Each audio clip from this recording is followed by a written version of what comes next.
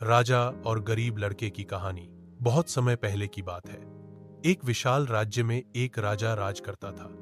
महल सोने चांदी से सजा था, चारों ओर वैभव ही वैभव था। राजा अपने आराम और शान ओ शौकत में इतना डूबा रहता कि प्रजा की तकलीफें उसे दिखाई ही नहीं देती थीं। उसके लिए जीवन केवल सुख, मनोरंजन और ऐश्वर्य का नाम था। उसी राज्य में एक गरीब लड़का रहता था। उसका नाम अर्जुन था। अर्जुन रोज सुबह से शाम तक खेतों में काम करता, लकड़ी बीनता और कभी कभी लोगों के घर छोटे मोटे काम करके अपना पेट भरता। मेहनत करने के बावजूद उसके परिवार को अक्सर भूखा सोना पड़ता। फिर भी अर्जुन ईमानदार, सच्चा और मेहनती था। एक दिन बहुत गर्मी थी।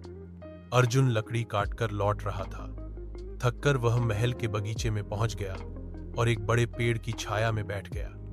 थोड़ी देर बाद राजा अपनी सवारी पर उधर आया। उसने गरीब लड़के को देखा और नाराज होकर बोला, यह कौन है जो मेरे बगीचे में बैठा है?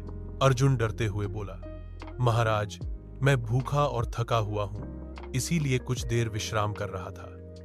मेरा कोई बुरा इरादा नहीं है। राजा ने आश्चर्य से पूछा, तुम इतने थके और कमजोर क्यों लग रहे हो?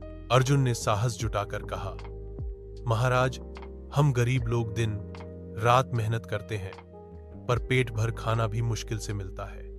हम पर कर इतना है कि मेहनत का फल दूसरों को मिल जाता है। यह सुनकर राजा पहली बार चुप हो गया।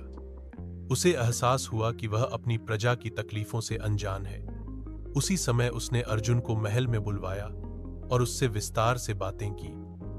अर्जुन की सच्चाई और फैली बार की सरलता ने राजा के दिल को छू लिया।